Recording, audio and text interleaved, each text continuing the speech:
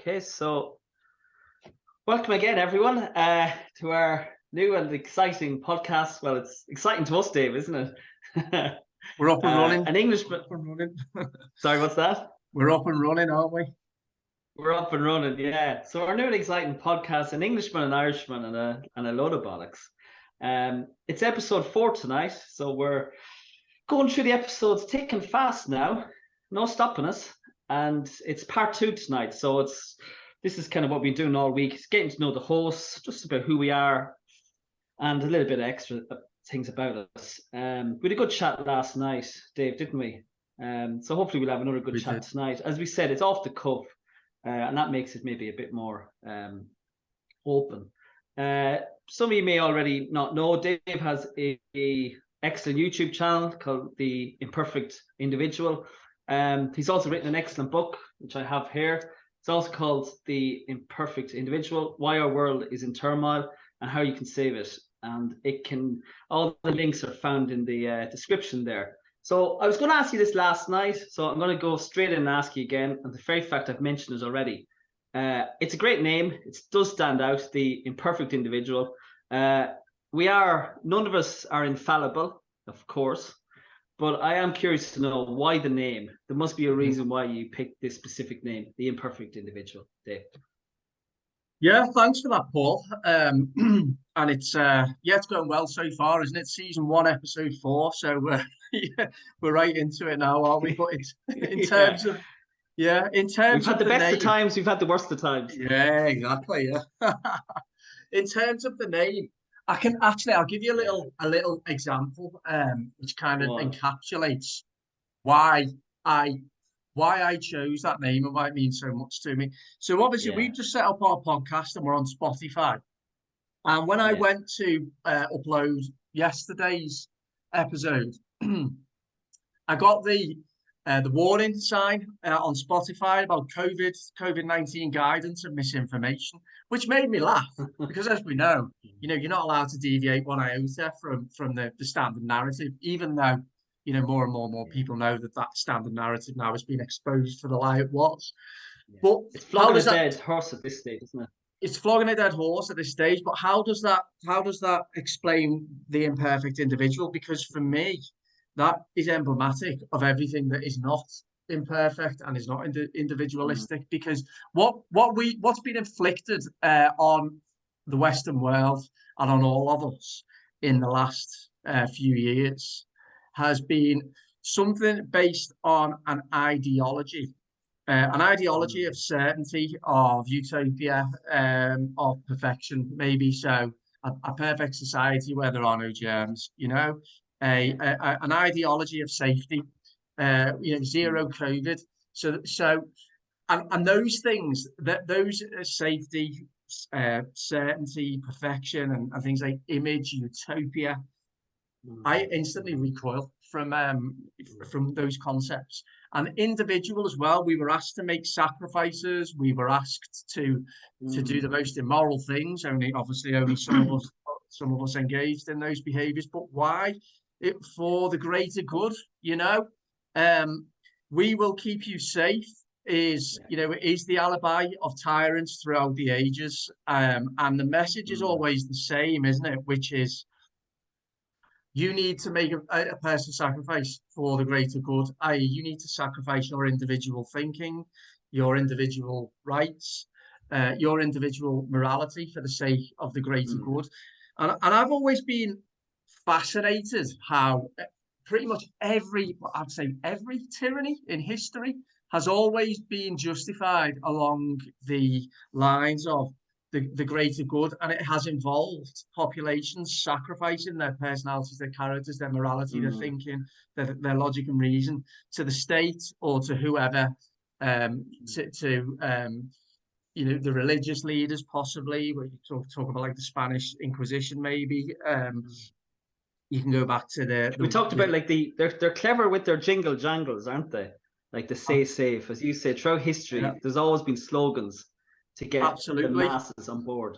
Absolutely, and it's done by creating an atmosphere of fear and using propaganda. And obviously, in the last couple of years, there's never been a means to inflict propaganda in the way that it's been inflicted in the last couple of years, with all of the different techniques they're able to do it throughout history.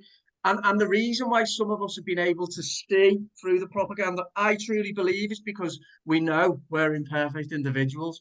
We have a distaste for ideology. We prefer ideas. We have a distaste for censorship because we prefer conversation.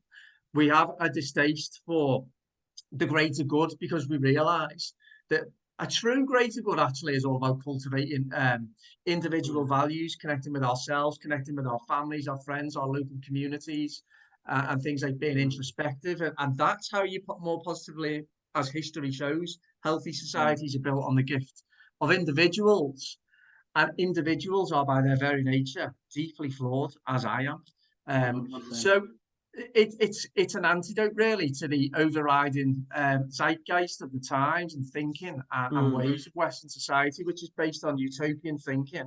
Utopia always leads to dystopia, and a selling out of authenticity and values individualism to this myth of the greater good.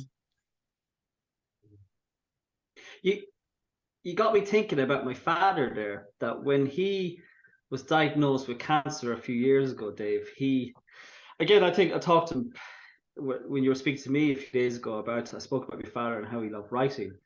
And he pieced a beautiful article together. And it was after his cancer diagnosis, and he called it "Cancer, You've Given Me the Best Years of My Life." And he wrote in his own words how cancer beautifully exposed his flaws and imperfections as a human being, both mentally and physically. And he said that it was a gift. It was a wonderful gift that cancer gave him, because it meant that for first time in his life, he's had to stop and engage in introspection and reflection. He's had to have a good, deep, dark look into his soul. It made him think about his own morality. It's made him check his ego. It made him reflect on his priorities in life. So, as I said, it was a beautiful gift. The idea of when do we really look at our imperfections, and flaws? We don't really, do we? Unless it's a monumental life event, or in this case, a monumental kind of world event. And because he had that attitude, that he was able to look deeply in things, it meant that throughout his cancer journey, he was able to have a positive outlook throughout the whole journey. And there was no ego. There was a beautiful sense of humility, because I think when you do look very deep within yourself, there's only ever going to be a positive outcome. And he hated the idea. I think it was because he went through that journey of looking deep within things, of victimhood. He despised the poor me, sad me, weep me attitude. He wasn't a victim. But, and this kind of leads me into the next question, is isn't there a huge sense in society now that the perpetual victim weakness is embraced now? You shared a video of Thomas Sheridan there today on your Telegram group about there's nothing more grotesque than weak men. Absolutely. And the perpetual victim. Absolutely. And that's probably why we are where we are in terms of the mess that we're in. I don't know what you think about that, the perpetual victimhood, and the idea that weakness is nearly embraced now. Absolutely. I think the two counterpoints that you've talked about there, you've talked about the proliferation of weak people in society. But before that, you talked about your dad and how he dealt with his cancer diagnosis. And obviously, I never got to meet your dad, did I? But the way you've talked about how he dealt with that, and he used it as an opportunity to gain clarity, to go deeper into himself. And I'm sure as a result of that, he felt even more at peace, peace himself. And that comes from a strength, I think, doesn't it? And also learning. I do believe pain, whether it's physical pain or emotional pain or spiritual pain or whatever, is there for us to learn from. And the two the other example you talk about, which I'll come to it in a minute, about the spineless, wretched cowardice that I see. I'll come to that now. At the moment, I'm going to say I've sat somewhere in the middle, because you mentioned ego and how your dad's ego just wasn't there with his illness, because he saw the world in a different way. Like I was going to say happily say, I wouldn't happily say, but I'll admit, I know where I am in my journey right now. I've got an ego. I'll admit that. I'll say, of course, likewise. Yeah, I've got resentments. I've got anger, and sometimes there might be a little bit of or quite a bit of well, where can you take responsibility, Dave, where you're not at the moment, which makes the concepts that I try to talk about all the more important, because that's okay. And the difference between the likes of me and you, Paul, I think, and maybe people like us, who I think we can say we've got at least a modicum of understanding of the need to be self-aware, is that maybe we're aware of our ego, maybe we're aware of our imperfections, maybe we're aware of our flaws, maybe we're aware of the parts of our character that we really don't like, because there's parts of my character I really don't like. And the difference between us, and then I'll come to what you were talking about, the victims in society, is with these people, there doesn't appear to be any internal monologue. There doesn't appear to be any capacity for self-reflection. There doesn't appear to be any understanding whatsoever of really important concepts like history, human nature, human psyche, dynamics of power, spirituality. So because of that complete absence of thinking and feeling, those people are so easy to manipulate into a way of thinking and behaving, or to manipulate into being a victim. And you are right, there's a reason why kind of victimhood is celebrated in Western society at the moment, because it's to be aspired to, is because victims by their very nature have surrendered their intellectual autonomy, their character, their hope to whoever it is that's telling them they're a victim. And then it probably only goes to one point from there, which is real deep-seated ideology and dogmatic thinking, and a place where they become even more easy to manipulate in so many different ways. So yeah, so that's how I would kind of like describe the whole victim mentality. 100%. Yeah. We kind of already had probably answered the question already, and I know you mentioned last night, and it's near the end of your book, you actually explore it and you delve into it about how do we, I think you, in your own words, did you say last night, how do we turn the tide back? How do we swing the pendulum back to overcome? How do we turn the tide back to, or how do we push the tide back to overcome the tyranny, the government overreach, and the huge control that they've had over our lives? And I think one thing, and I think it was David Icke actually, I said, it was in the Light paper today, the new edition, where he just said something like, well, one thing we need to do, and I'm thinking of the men here, we need to stiffen the backbone a bit, lads. Stiffen the backbone a little bit. Yeah. And we need to realize as well that, I think I mentioned to you before, the idea that there's people waiting for the cavalry to come. Again, I think we talked about the Michael Collins in Ireland type figure, or the Winston Churchill type figure in the UK to come, and they're going to sort it all out for us. And we'll just have to sit back and just let it naturally happen. When realizing that, Dave Coffey, you're the cavalry, I'm the cavalry. We have to, again, it goes back to, in your book, the importance of don't underestimate the role of the individual in overcoming tyranny. And I know you explored in more detail in your book, and I'll let you kind of explain it about, you talked about entitlement versus individual responsibility, the meaning, the quest for meaning in one's life, and exploring what are your true values and morals. So I'll let you kind of explain different kind of, you mentioned a few different things in your book about different things that would help to overcome tyranny. Yeah, I think you're right. You mentioned a few minutes ago about Thomas Sheridan's latest video, and one of his first lines he said in that video, which you touched on, it was like a quote for the ages. I actually put on his channel, that's a quote for the ages. I think he said, there is nothing more wretched, there is nothing more despicable, there is nothing more treacherous than a frightened, weak little man. And when he said that, I said, oh, because I see that, Paul. I see frightened, weak little men. I see them. I see them everywhere. I see them all around. And again, this isn't me saying. I'm not saying that I'm not saying I'm the answer. I'm not saying I'm strong. Likewise. I'm not saying that. But what I'm saying is I know I'm not weak, and I know I'm not a coward. And likewise. Exactly, Paul. Yeah, we talk a lot, don't we, about you were mentioning then about there's no savior coming along to save the day. A lot of people now are using that really as an excuse, I think, to sooner or later someone's going to come along and all this is going to be over.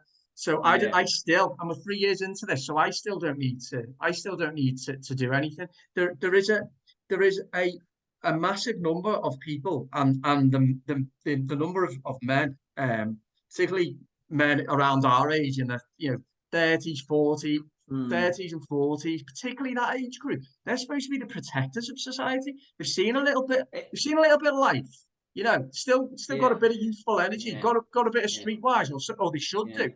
And I just don't see it, Paul. And that ultimate responsibility, for me, the ultimate responsibility in life, greater than anything else, greater than bringing a child into the world and raising them into being a good human being. The ultimate responsibility is to protect not only your own child's basic human rights, but that of every other child for the next generation. So that when we die, we leave behind a world that is a better world than the one that we experienced. So these concepts about it takes courage to do this, though, because it takes courage to be able to try to find out who we really are and what we can offer to the world when times are tough, as well as when times are easy. And another concept is, Dave, is the idea, we talk about victimhood, but there's also the idea of we live in inherently a very selfish society. Unlike previous generations who we think were rationing in the 50s, 40s and 50s, and people left Ireland to emigrate. And, I think of people leaving Ireland to emigrate and they were sending all their money back home. And that was pure, that was the opposite of selfishness. But we live in an age now where people think of me, myself, and I, and it's the cult of selfishism, and it's very hard for people to actually think, well, if you're not going to save yourself, save your wife. Do it for your wife. Stand up for your wife or your husband, or stand up for your children. And if you don't have children, stand up for your family. And if you don't stand up for your family, stand up for your county, stand up for your village, stand up for your country. It's as I said before, people would get more animated about Liverpool playing the Champions League on a Tuesday night, giving it large in the pub. And that's the frustration. Bread and circuses. Bread and circuses. Absolutely. I'm going to change tact if that's okay. Dave, we talked about yesterday how we met and how our kind of friendships. And I think something that happened in our lives is that we both lost our dear fathers in more or less around the same time.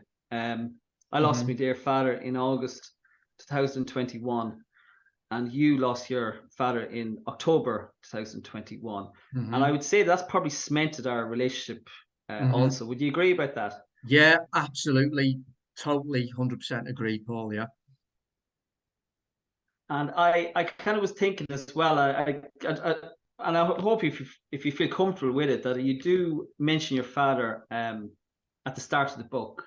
And I might just read a passage if that's okay. Would you be comfortable with that? Yeah, go on, Paul. Yeah, that's okay.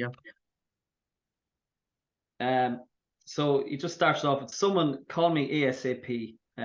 4 words sent by my brother Chris on the family WhatsApp group at 1953 on Monday, 18 October, that propelled me from the world I thought I was beginning to make some sense of into a brutal and terrifying new reality.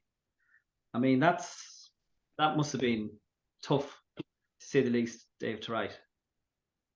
It was. And actually, the book I'd finished the book on the Friday before my dad passed away. I just sent it off to the publisher to begin the publishing process to get it released hopefully in time for Christmas 2021. On the Monday, my dad was dead, which I'll come to that in a second. But I knew I knew I couldn't let that book be published without some kind of tribute to my dad, and that preface in the book that acts as a tribute to my dad, essentially. But I couldn't do that for a couple of months. I didn't know what to write, you know. So that was that weekend, and obviously that time at that time was still not. It's difficult, and I know, obviously, Paul, because of your experience as well, and losing your father as well. It's going to be shocking and traumatic at any time to lose someone very, very suddenly who was very healthy. And he was my dad. He was an old fella, but he was very physically active. He was never ever ill. He had so many friends. He was always doing stuff with his mates, always doing stuff with the family. He'd go out every day. He was perfectly healthy, nothing wrong with him at all. So he was cut down, as you know, and as I've mentioned many times before, killed by the COVID booster jab. So not only did he die suddenly, and that the trauma around that, but he was killed by that jab. I will not call it a vaccine. I just will not. And the very worst aspect of it, of all, Paul, is the real absence of compassion and care, acknowledgement and truth around what happened to my dad from many people who around me in my life, actually. And I feel uncomfortable saying that. And I've always felt uncomfortable saying that. But we touched on it yesterday. The lack of respect that people have for the dead, the lack of respect that people have for truth, the lack of care that people have for other suffering that's taken place in the last couple of years, the lack of acknowledge of the havoc and the pain and the torment, you know, and the trauma that has been visited on probably millions of people's lives around the world now. And I don't. So when I see people blaming it all on the government, all on the media, all on the World Economic Forum, and all that, I'm like, yeah, I agree, but no, you as well. I'm sorry, because I know from personal experience, not only did people not listen to what we were trying to say at the time, not only did they dismiss us and laugh at us, but even when the worst happens, and I never thought that misery and trauma would come so close to our family, that those same people, they still can't admit, they still can't acknowledge, let alone do something to help in the quest for truth and justice. It really is a sign of a society that has been well and truly psychologically and morally broken, Paul, and it worries me. It really There's a huge lack of emotional intelligence, isn't there? A huge lack of a lack of emotional intelligence, a lack of care and compassion. I find it very, very, very upsetting. I really do, and I know that I'm not alone because I know that I'm not alone because obviously so many of us are in a similar situation, you know. But it's what it says about our people, Paul. And I spend a lot of time pondering this and trying to, we talk about mass psychosis and we talk about, the psychic epidemic, but it is so deep. It is so deep, and now it's morphed into it's changed now into, I think, where whatever you want to call people, the masses or the majority, or whatever, realize now they were conned. But it's almost like they've been rendered unconscious, rendered unfeeling, unthinking, and it's almost like their morality is just being transplanted out of them. And I find it very, very upsetting, you know? Totally understand. Do you mind talking about the sycamore leaf? Yeah, of course I will, yeah. I'll talk about the sycamore leaf. So, the reason why I wanted to write the tribute to my dad in the book was because of, he was a great man, a great influence on my life. It was a real tragedy when he died, because the world was a worse place instantly. The values that, like, my dad espoused were duty, tolerance, and forgiveness. And they're three values that I want to practice in my life. And he really, really did. Loyalty, duty, tolerance, and forgiveness. Loyalty was another one, those four. Brilliant. Now, 5 days, sorry, after he died, so that will have been the Saturday after, I was walking down my road here outside, and it's a lovely tree-lined road, and it was a chilly October day. I had my coat on, and the top pocket was undone there. You know, and this sycamore tree, this sycamore seed just floated down from one of the trees and just nestled itself. It just nestled itself. What are the odds?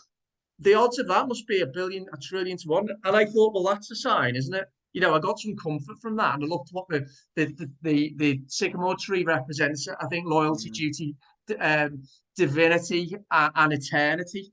And I thought, at the time, it gave me some comfort. I've still got the sycamore seed. I put it wrapped it up in some tissue paper, and I kept it because I thought, well, that's a sign from my dad. And this is as upsetting as I continue to find society at large and how it's impacting so many people's lives. It's so important, and I know you talk about this, for us to recognise and continue the legacy of our fathers, and to try and embellish our own lives with the values that we admired in them.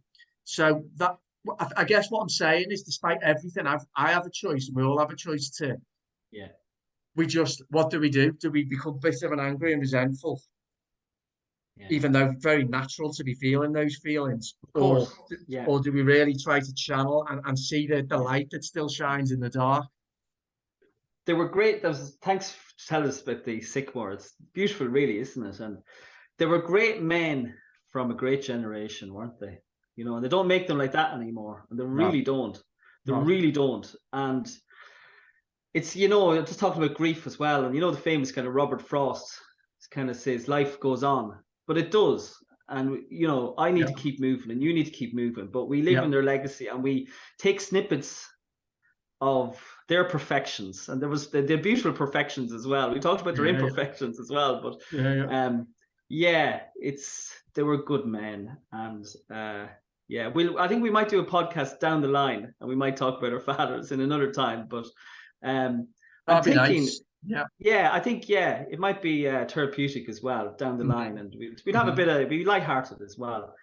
I'm just thinking we've probably a few more minutes to go, Dave. So I must be very organized. I did actually write down a few questions. It's a very open-ended question. So are you optimistic or pessimistic about the future, Dave? Because I'm going to start off and answer if that's okay. I'm optimistic. I'm optimistic because I think I said to you before that the last 2-3 years, as awful and as horrific and nefarious as it's been, I've never felt more bloody alive, and I've never felt more bloody free than ever. I've never felt more bloody stronger than ever. So kind of my attitude is, you know, I'm not afraid. Whatever the dark forces have for us, it's literally water off a duck's back for me at this stage now. You know? So that's my 2 pence. Brilliant. I love it. I love that, Paul. Yeah, I love that, Paul. And I know, just before I quickly answer, you know, often when I've, you know, been struggling, sometimes you get a different perspective, certainly from yourself. I think you become very good at not getting too kind of like emotionally involved in it, and just seeing the overall picture, and things really aren't all doom and gloom. So I'm going to answer the question and say I'm both. I'll tell you the reason why I feel pessimistic, but I'll finish with why I feel optimistic. So the pessimist, is it the pessimist in me? It's not. No, it's just what I see. So, okay. So the psychopathic entities that are, you know, the puppet masters, that I just laugh at them. I don't give them a second's thought, because psychopaths will always exist in any country, in any era in time. But they're only small in number, so they don't bother me. They only have power because we give them it, or when I say we, too many of the population give them that power, so that they can then implement or try to implement sweeping tyrannical changes to the world, which they've done partially successfully with all the hurt that it's caused. The ones that worry me are, as I say again, I said yesterday, and at the start of this podcast, the unthinking, obedient, conformist, cowardly masses. Now, many of them are Sitting on the fence.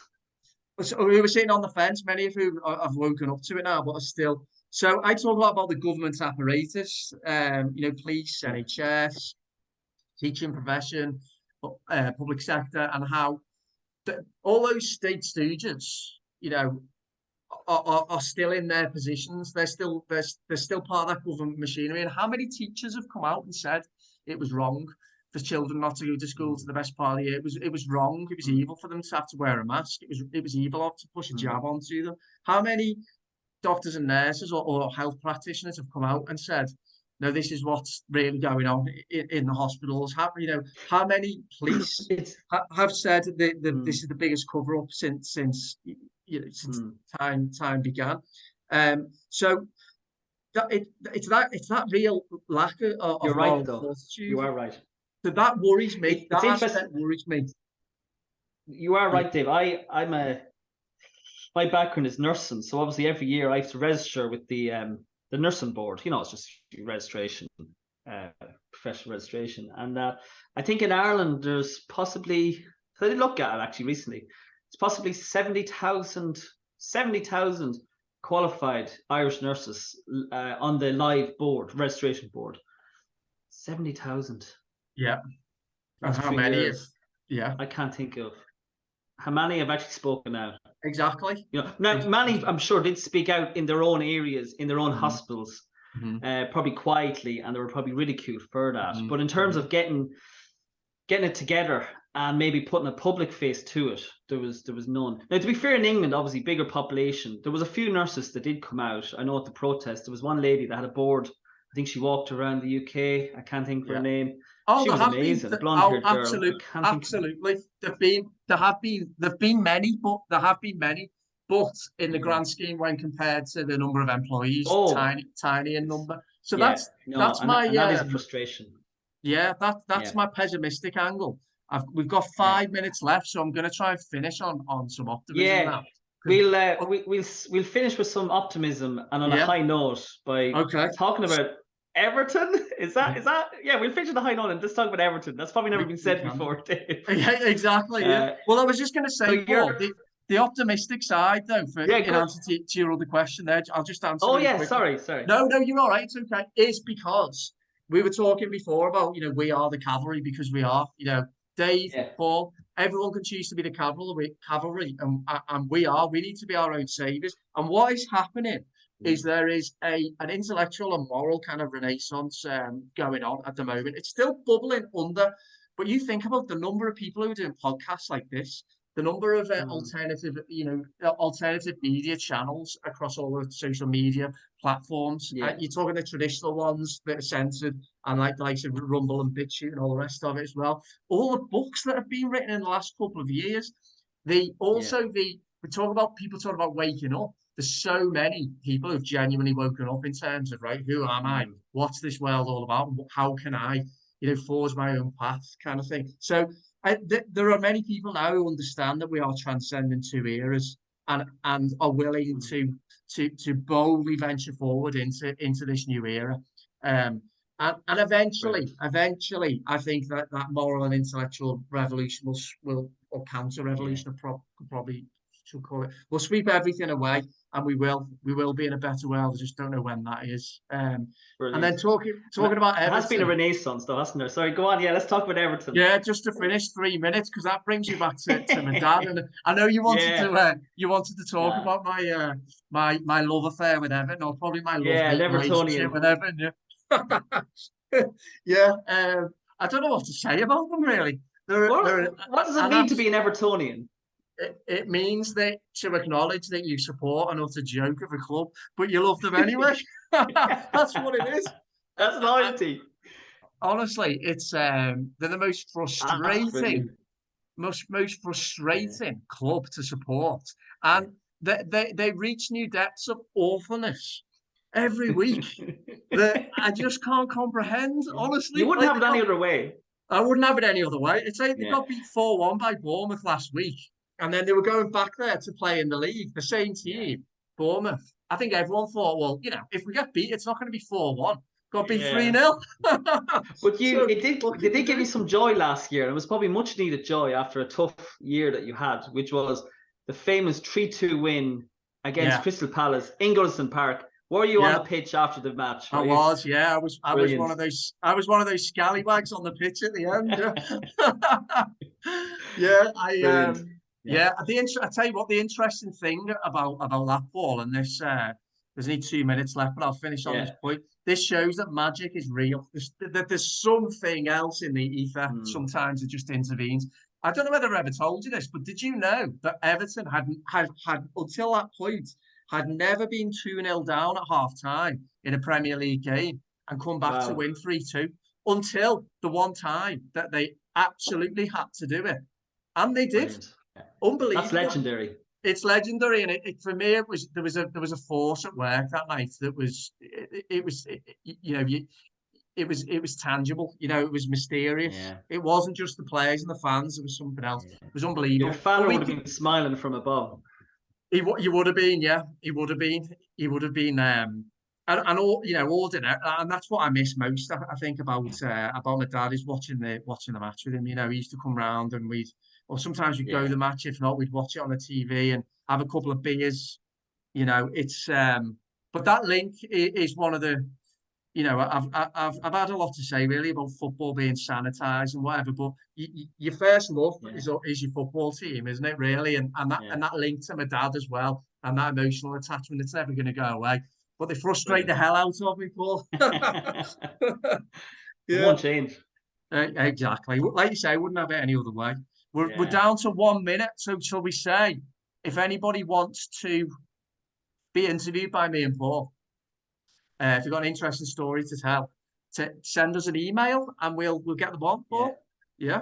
Yeah, The that sounds email's in good. the Yeah. description, Perfect. isn't it? Yeah. I Dave can't remember. Paul, is it 22@yahoo.com? Yeah, I think it is. Oh, We'll go put it in on. the Check the description. description. I have it Yeah, wrong there. Yeah. brilliant. I really enjoyed that, Paul. Thanks very Yeah, it was much. good. Yeah. And we might do a World Cup then review or preview. Oh, We'll yeah. see how we get on. We'll talk about Gary Neville. Yeah. Yeah. I mean, Yeah. all you need to know about Gary Neville